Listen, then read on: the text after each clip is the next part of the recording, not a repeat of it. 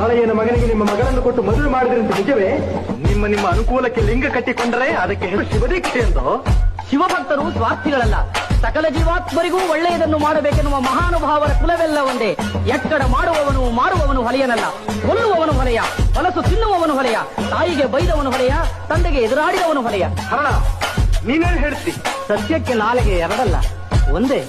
ಮಧುವರಸರ ಮಾತೇ ನನ್ನ ಮಾತು. ಹಾಗಾದ್ರೆ ನಿಮ್ಮಿಬ್ಬರ ಸಂಬಂಧ ಧರ್ಮಸಮ್ಮತವೋ? ಕೆಸರಿನಲ್ಲಿ ಬಿದ್ದ ಮನುಷ್ಯನನ್ನು ಎತ್ತಿ ಉದ್ಧಾರ ಮಾಡುವುದು ಮನುಷ್ಯ ಧರ್ಮವಲ್ಲದೆ? ನೀವು ಮಾಡಿದ್ದೆಲ್ಲ ಧರ್ಮ, ಆಡಿದ್ದೆಲ್ಲ ಉಪದೇಶವಲ್ಲ. ಈ ಮದುವೆಯನ್ನು ರದ್ದು ಮಾಡಿಬಿಡಬೇಕು, ಇಲ್ಲವೇ ಮರಣದಂಡನೆ ಗುರಿಯಾಗಬೇಕು.